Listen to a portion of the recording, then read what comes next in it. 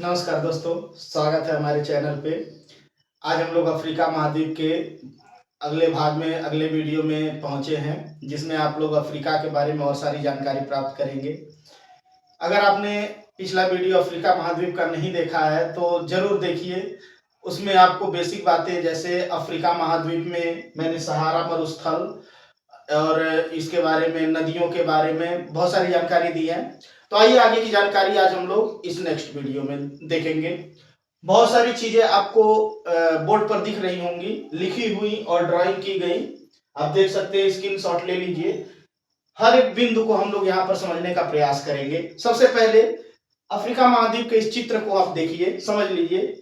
इस चित्र में मैंने जो यह रेड कलर का स्पॉट दिया है, यह है दुनिया का सबसे शुष्क मरुस्थल सहारा मरुस्थल, और इसमें मैंने ऊंट लिखा है। अर्थात सहारा मरुस्थल का सबसे प्रमुख जो पशु है वो ऊंट होता है।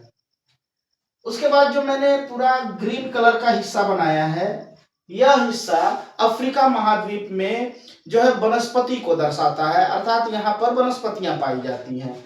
और जैसा कि आप जानते हैं कि ये हिस्सा सहारा मरुस्थल है, तो मरुस्थल में वनस्पति ना के बराबर होती हैं। फिर उसके बाद आपका नीचे यह जो रेड कलर का स्पॉट दिख रहा है, इसके जैसा, तो सेम आपको बता चुके हैं, ये सहारा मरुस्थल है और ये है हमारा कालाहारी मरुस्थल। इसमें मैंने लिखा है शुतुरमुर्ग। अर्थात सहारा मरुस्थल का सबसे प्रमुख पशु जैसे ऊंट है, ऐसे ही कालाहारी मरुस्थल में पाए जाने वाला सबसे प्रमुख पशु शुतुरमुर्ग है। इसके नीचे मैंने मेरिनो भेड़, एक और पशु का नाम लिखा है। मेरिनो भेड़ का नाम है, और इस हिस्से में दक्षिण अफ्रीका में मेरिनो भेड़ जो है पालन किया जाता है। ये हिस्सा ब्लैक कलर का जो हमने बनाया है, ये पठार को दर्शाता है, जिसका नाम है कटंगा का पठार। यह जो मैंने ब्लैक कलर के लाइनिंग के साथ स्पॉट बनाए हैं, यह अफ्रीका महाद्वीप के पर्वतमालाओं को दर्शाता है, जिसमें मैंने कुछ महत्वपूर्ण पर्वतमालाओं को जो है यहाँ पर लोकेट किया है। जैसे अफ्रीका महाद्वीप के सबसे उत्तर में जो पर्वतमाला है उसका नाम है एटलस पर्वतमाला। फिर मध्य में आप आते हैं तो ये देखते हैं किलिमंजारो पर्वतमाला, और सबसे दक्षिण में जाते हैं तो आपको पर्वतमाला मिलता है ड्रैकन्सबर्ग पर्वतमाला। तो ये आप मैप को समझ रहे होंगे।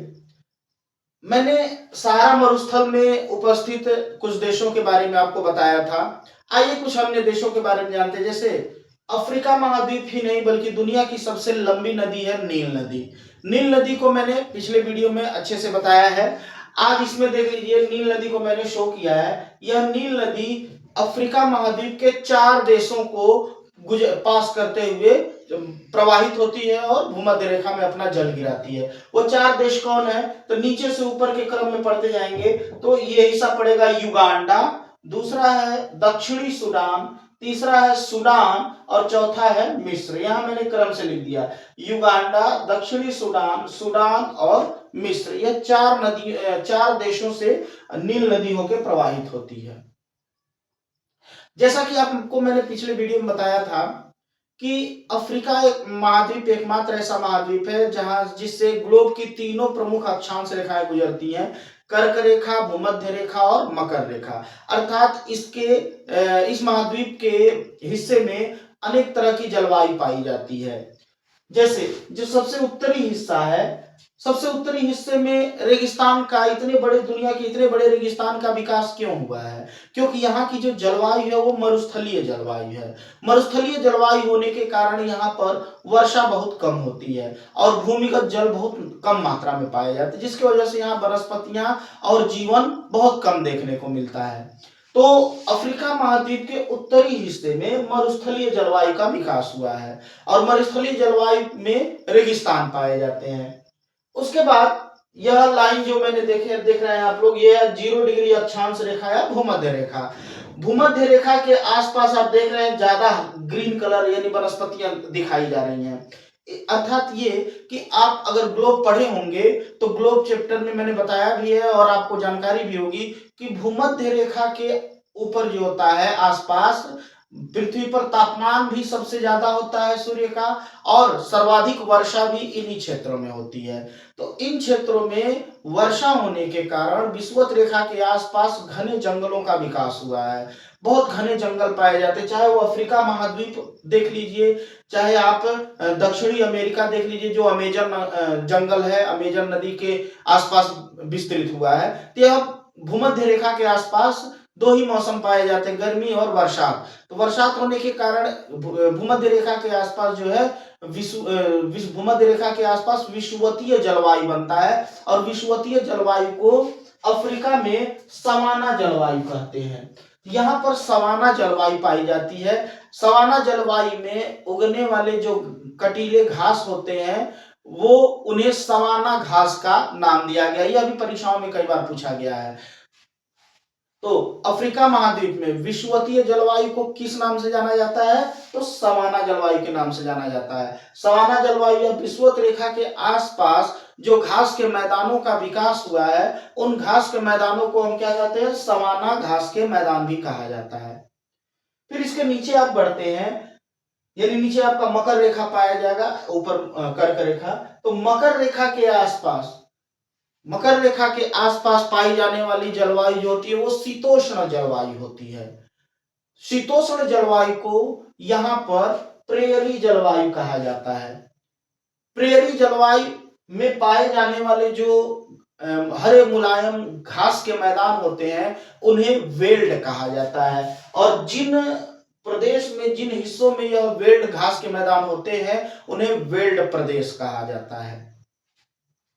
इन्हीं वेल्ड प्रदेशों में, अच्छा, ये अफ्रीका महाद्वीप के सबसे दक्षिण में जो मौजूद है, दक्षिण अफ्रीका, वो देश का नाम है। दक्षिण अफ्रीका देश का नाम है, और केवल अफ्रीका कहा जाए तो अफ्रीका पूरे महाद्वीप का नाम है। तो अफ्रीका महाद्वीप का सबसे संपन्न और समृद्धशाली जो देश है, उसका नाम है दक्षिण अफ्रीका। दक्षिण अफ्रीका अभी हाल ही के समय में आप लोग इनके बारे में, क्रिकेट के लिए भी बहुत फेमस है। क्रिकेट में अभी वर्ल्ड कप चल रहा है, इन लोगों ने बहुत ही तगड़ा प्रदर्शन किया है। हो सकता है फाइनल हमारे भारत का इन्हीं लोगों से पड़े। तो अफ्रीका महाद्वीप के हिस्से में जो सबसे समृद्ध, सबसे समृद्ध या खनिज भंडार या किन्हीं भी चीजों से कहा जाए तो सबसे समृद्ध देश होता है, वो है दक्षिण अफ्रीका। दक्षिण अफ्रीका की दो राजधानी है। देखिए, ये भी एक जीके का फैक्ट है। दक्षिण अफ्रीका की दो राजधानी, Pretoria and Cape Town. Pretoria जो है दक्षिण अफ्रीका की प्रशासनिक राजधानी मानी जाती है। यहां से दक्षिण अफ्रीका देश में प्रशासन जो है किया जाता है। और दूसरी राजधानी का नाम है केप टाउन। केप टाउन दक्षिण अफ्रीका की वैधानिक राजधानी है। दक्षिण अफ्रीका देश में एक बहुत प्रमुख शहर है जिसका नाम है जोहान्सबर्ग। जोहान्सबर्ग को स्वर्ण नगर के भी नाम से जाना जाता है, या यूं कहिए ये सबसे अमीर देश की श्रेणी में आता है। क्यों?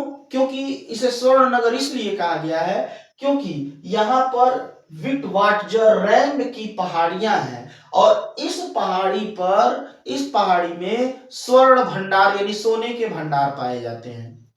तो दक्षिण अफ्रीका देश में जो है जोहान्सबर्ग शहर के इस पहाड़ी के आसपास सोने के भंडार पाए जाते हैं, और यहाँ से भारी मात्रा में सोने का उत्पादन किया जाता है। इस वजह से दक्षिण अफ्रीका का जो है संसाधन के मामले में समृद्ध है और अमीर है। इसके बाद एक और प्रमुख शहर का नाम मैंने लिखा है, इबादान। इबादान जो है अफ्रीका महाद्वीप में एक शहर का नाम है जहां से पेट्रोलियम खनन किया जाता है। और आप जानते हैं कि किसी भी महाद्वीप या किसी भी देश के लिए पेट्रोलियम का उत्पाद बहुत महत्वपूर्ण होता है, क्योंकि पेट्रोलियम से ही उस देश या पूरी दुनिया का जो है यातायात चलता है, पेट्रोलियम के ही माध्यम से। तो इबादान नामक शहर में पेट्रोलियम पदार्थों का खनन एवं उत्पादन भी किया जाता है। इसी शहर में पेट्रोलियम को रिफाइन करने के लिए जो इंडस्ट्री बनाई गई है, उसे इबादान रिफाइनरी का भी नाम दिया गया है। आगे बढ़ते हैं। आप देख सकते हैं यह हिस्सा मैंने दिखाया है आप लोगों को, कटंगा का पठार। नाम कितना इंटरेस्टिंग है, कटंगा, कटप्पा से मिलता जुलता है ना। कटंगा का पठार यह अफ्रीका महाद्वीप में खनिज, धात्विक खनिज के मामले में सबसे समृद्ध पठार माना जाता है। वैसे भी आपको पता है कि कहीं भी पठार जो होते हैं वो खनिज के भंडार होते हैं। तो अफ्रीका महाद्वीप में कटंगा का पठार धात्विक खनिज का भंडार माना जाता है। अगर बात की जाती है दुनिया का 40% हीरा यहाँ पर मौजूद है। दुनिया का 40% हीरा का भंडार इस कटंगा पठार में है, किंतु अभी उत्पादन नहीं किया जा रहा है, वो भंडार के रूप में है।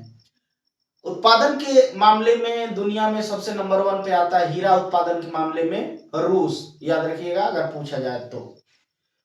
इस कटंगा के पठार में एक प्रमुख खनिज, पहला मैंने आपको बताया हीरा। दुनिया का लगभग 40% हीरा यहाँ पर संचित है, किंतु अभी उत्पादन नहीं हो रहा है। और दूसरा सबसे महत्वपूर्ण खनिज है तांबा।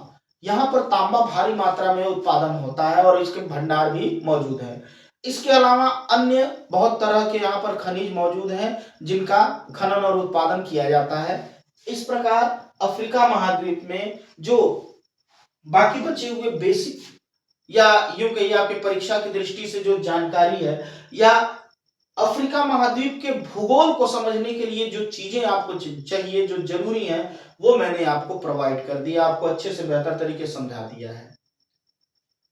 तो रोज की तरह फिर वही बात, वीडियो अच्छी लगे हो तो लाइक कमेंट शेयर जरूर करें।